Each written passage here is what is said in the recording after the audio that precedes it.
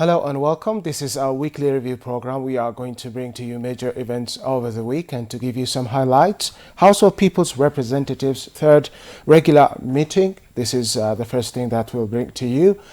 This is, of course, the session where Prime Minister Abiy Ahmed was asked by Member of Parliament. And secondly, we'll be talking about the BRICS Summit. Thank you very much for joining our program. And I'm Gamachisa Mandira, along with my colleague Alula Brahani, will bring the program to you today, and we would like to say to you, welcome to our program and stay with us.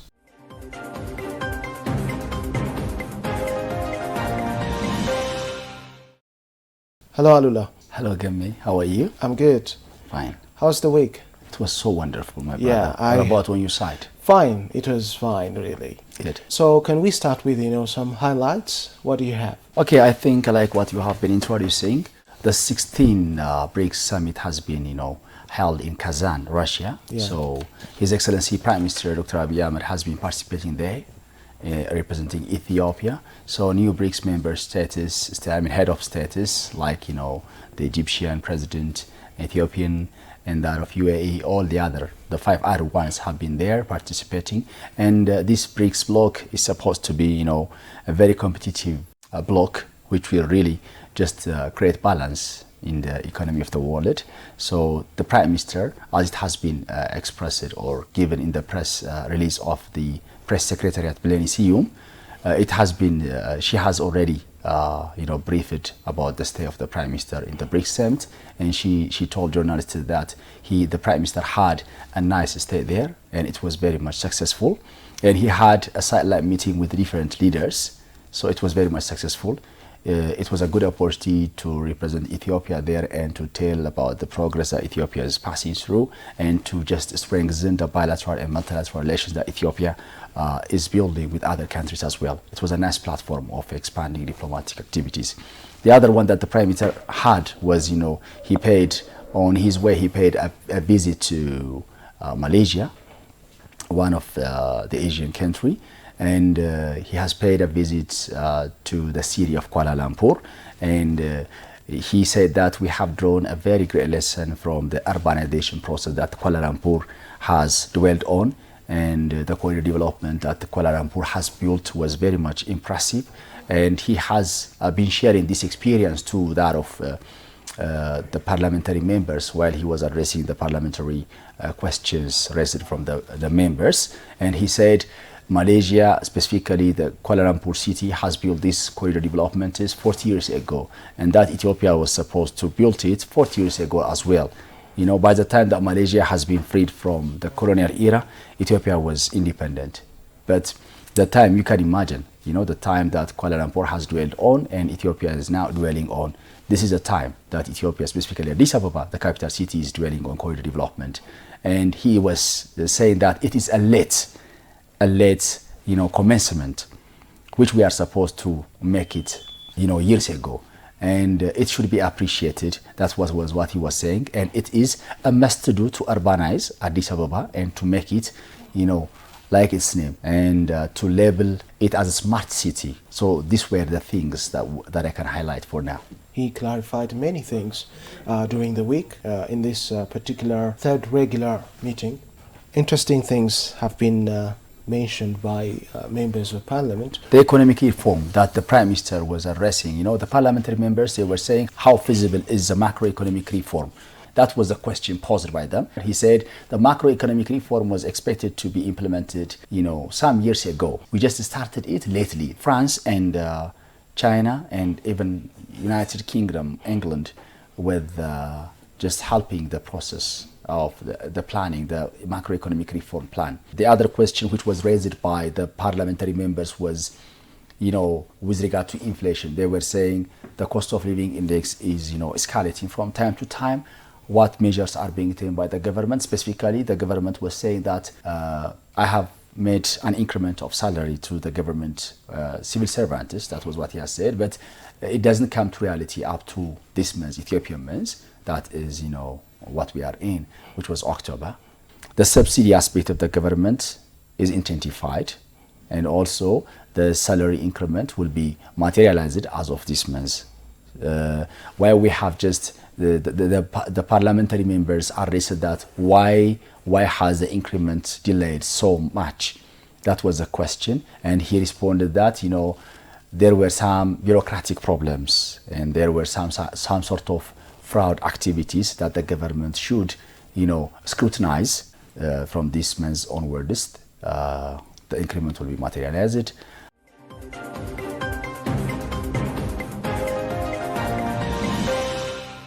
Yes, Alula, you raised an important point earlier, which is that Ethiopia works in collaboration with different countries, despite, the supposed bloc they are in. For example, if you take, France is a Western nation. China is, BRICS member state, one of the BRICS member state. And Great Britain as well is, part of the West, or it is a Western country. But in the case of, such global universal matters such as economy, these countries, work together, and Ethiopia also works with them. And Ethiopia collaborates with any one nation, as far as they are supportive to its national interest. Its interest, as far as its interest is not, affected, Ethiopia is willing to work in collaboration with any country. And this is something, just that we need to appreciate. And of course, the Prime Minister has also addressed the MPs, saying that inflation, has been minimal over the months, over the years, as a result of, the government's interventions, economic interventions. 2 years ago, if you take, 2022, the inflation rate was very high, but in recent months, it has reached as low as 17, and relatively, this is a huge achievement. But the Prime Minister insists, this is still a challenge for Ethiopia's economy, and a lot must be done against this.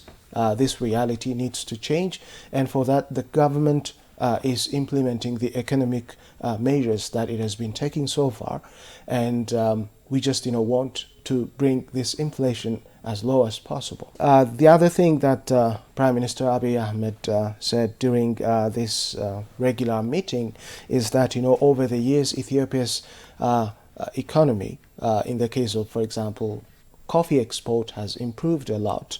And he compared, what was the case some years ago to what is the case, just right now. The amount of coffee that is exported has increased a lot. ባለፈው ዓመት 1.4 ቢሊዮን ዶላር ከቡና ብቻ ኤክስፖርት አግኝተናል። በዚህ ዓመት 2 ቢሊዮን ዶላር ገደማ ይጠበቃል። Last year, we got $1.4 billion from coffee export. This year, we expect $2 billion.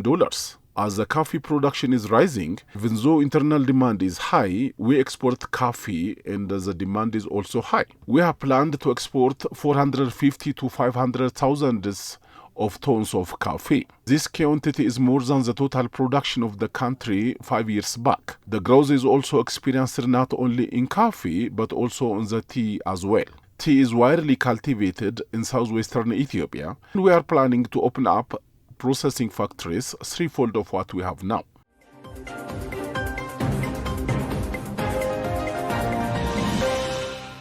Last year, the economic growth was 8.1%, and the nation, intends to increase, this figure to as much as, 8.4 in this Ethiopian fiscal year. And for this, a lot of measures are being taken, and there are, promising results as a result of the government's economic interventions. Even the government is doing its best, even in tourism, like, you can consider that of conference tourism. The government was saying, even the Prime Minister was addressing that the preferability of Addis Ababa for conference tourism is increasing from time to time. In the first quarter of the budget year, in the last 3 months, more than specifically 20 conferences, international conferences have been held in Ethiopia, and this is in the first quarter. In the remaining quarters, the number is expected to escalate from this one.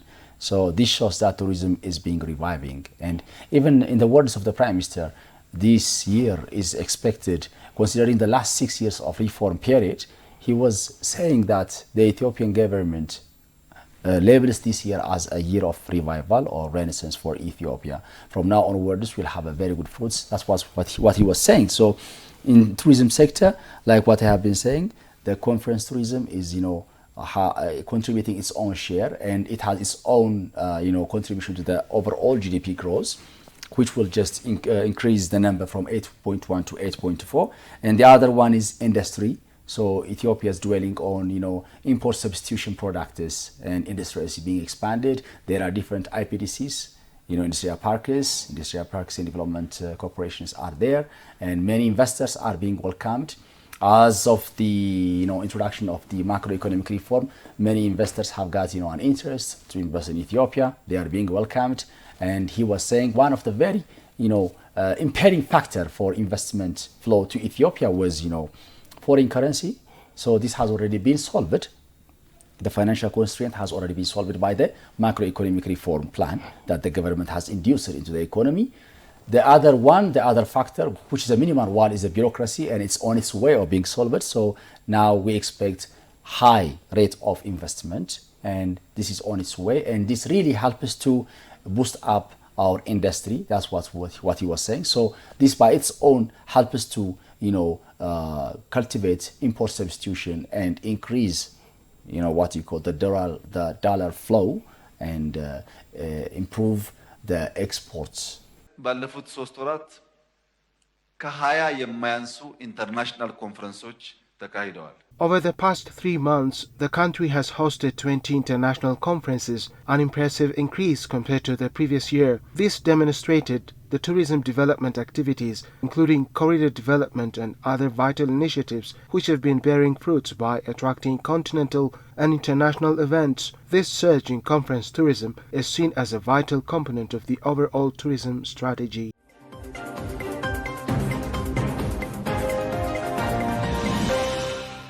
By the way, this reform also involves, Ethiopian Airlines as well. Ethiopian Airlines is, set to order the purchase of, 124 new airplanes, which is a huge advancement, in this endeavor. We can see that, if we turn, this into, dollars, we just will have, billions of dollars investment in these kinds of purchase. And Prime Minister Abiy said that currently, Ethiopia or the Ethiopian Airlines entertains 20 to 25 million passengers annually. But when the purchase of, these new airplanes, 124 of them, realizes, of course, we'll have as many as 100 to 130 million passengers annually to be, entertained or to be addressed, in Ethiopia. And he also said there is a mega project that will ensure the construction of a new airport. This mega project, of course, according to the Prime Minister, will be, just 40 kilometers away from the current airport, Bole Airport, and the two airports, will be connected by train, by railway, and this will enhance advancement of Ethiopian Airlines in general. ለምሳሌ የኢትዮጵያ አየር መንገድ አዳዲስ 124 አውሮፕላኖች አዟል። A mega airport is said to be constructed which will enhance the airline's capacity and connectivity. Furthermore, the government has ordered 124 new airplanes for Ethiopian Airlines, positioning it for greater operational efficiency and service expansion. These initiatives in place were certain in achieving a projected 7.1% growth in the service sector.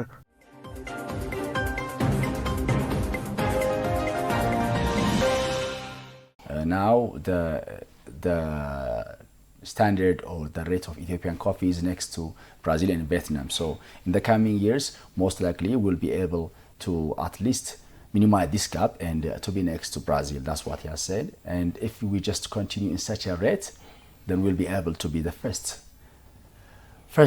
coffee producer country in the world. Yes, so at least for now. For now, we are at the third. Yes. So in the coming few years, we'll be able to level ourselves to the second level, and then if this kind of improvements have been intensified, then we'll be able to make it the first in the world. That's what he has said. So I think it has a probability of being realized, and time will tell us it. At last, I just would like to mention the fact that, the Prime Minister said investments, such huge investments, expansions, in institutions such as the Ethiopian Airlines is, a strategic move by Ethiopia as a landlocked country.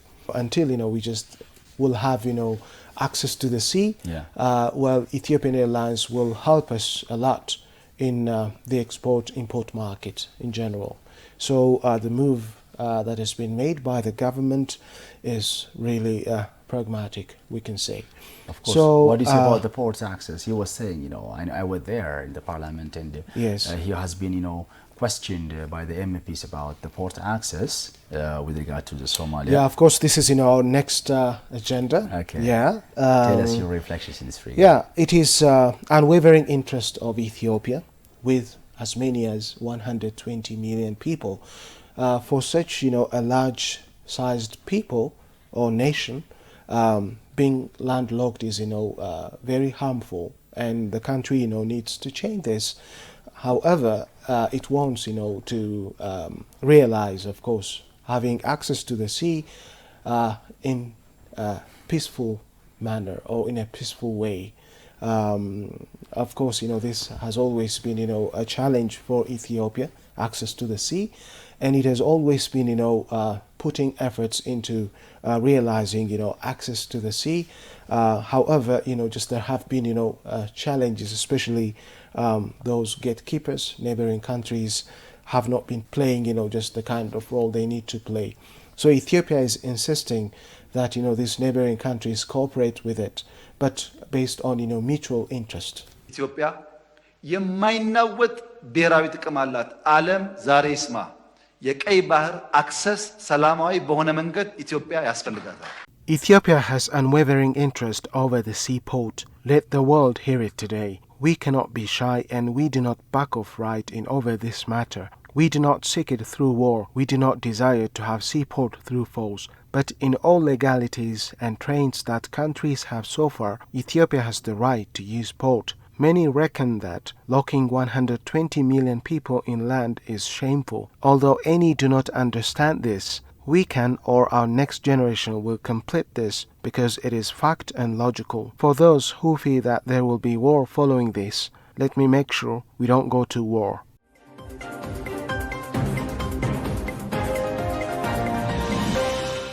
The Prime Minister addressed that, the necessity of port to Ethiopia is, unquestionable, and it's a logical kind of question. And he said that the Ethiopian government has what you call a foreign policy, that its foreign policy is, neighbors first. So it doesn't, the government doesn't want to fall into any kind of war with any neighboring country with regard to port access. But the question should be realized in a way that it really benefits not only Ethiopia, it benefits the region and the neighboring countries as well. We can see that, many countries, especially, among the superpowers, have, some kind of military bases in countries such as Djibouti or around Djibouti or around, the coast of the Red Sea. And when it comes even to in Ethiopia, Somalia. In Somalia as well, yes. And this is, a double standard which Ethiopia opposes, as far as, other countries have the right to have, just their military bases around the coast of the Red Sea and the coast of, Somalia, then why not Ethiopia? And this has been, reiterated by Ethiopian leaders for the last, years. And Ethiopia, of course, does have every right, to have similar military bases, around this place. And in the case of, Somaliland, of course, this memorandum of understanding that has been signed between Ethiopia and Somaliland was misinterpreted by some groups, intentionally, of course. And Ethiopia, of course, diplomatically has been, ensuring that it is working towards mutual benefit with these countries, and that, the country does have every right to have access to the sea, and unless and otherwise, it is provoked by any body, such as, neighboring countries, it wouldn't go for war with any of these nations, but it still will use, its last possible option diplomatically. Yeah, like what you have been saying, I totally agree with what you have said. That's what the Prime Minister has said. We just have made an agreement with Somaliland. It's a lease agreement. We have been able to just have a lease agreement for 50 years with Somaliland just to use the port access, and that's the intention. We didn't just try to make one's land ourselves like that. That's what he has said. So yes, I think this is what we can say about this is what we can say. The other thing maybe we have to speak is about the corridor development. Yeah, the corridor development. And along with the tourism sector. Of course. Yes. Yeah, tourism sector. Yeah. Of course we mentioned it earlier, but we still can focus on, Addis Ababa's potential for tourism conference. Mm-hmm. Yeah, of course. Well, it has been, mentioned repeatedly that Addis Ababa, the whole Ethiopia, have kind of, huge potential for tourism, but they have not been tapped adequately yet. Yeah. The reason is that, attention has not been given to tourist destinations or tourist attractions, both in the capital Addis Ababa and elsewhere in the country. And this is, a time for the nation, to focus on its tourism potential, both in the capital and elsewhere in the country. And of course, the country has been, taking, measures. The corridor development project is, one of the dominant ones in ensuring that, Addis Ababa will have tourist attractions, that meet expectations. And a lot has been done. Officials, including Prime Minister Abiy, have been, mentioning that Addis Ababa is changing for the best, and it is doing, just the right job in making it, suitable as a tourist attraction. Like what you have been saying, the corridor development, in the words of the Prime Minister, is a must to be done. Even like what I have been saying, it is something that we have done, that we are supposed to do it, so many years ago, but now we have been late enough, but we will do it today, and we are dwelling on. And this corridor development will never be at Addis Ababa; it will be throughout Ethiopia. That's what he has said. So it's a new project. It enables Ethiopia to have smart cities in all parts or in different corners of the country. So in Addis Ababa, we are just developing a smart city, and we are saying that Addis Ababa is a city of conference tourism, so it has to have standardized kind of facilities, and this corridor development is making that reality. That's what he has said. So corridor development is a blessing for Addis Ababa, and we have seen this kind of experience in Malaysia, Kuala Lumpur, he said. So it everybody will be amazed. I think all Ethiopians will be on the side of the corridor development. That's what he is saying. So we are just trying to avoid different, or various kind of, what could I say? How should I put it? There were multiple or bunch of rubbish things that should be avoided. That's what he has said. So we are beautifying, standardizing, and making Addis Ababa smarter and smartest, so that the country at large can use and benefit, and the government can also gain the best benefit from smokeless industry. That's what I said. One thing that was mentioned as a question that was asked by MPs is, this corridor development project, is demolishing residence houses, and so their facilities have been, destroyed, etc. And they said the consequence has been, terribly bad for the people.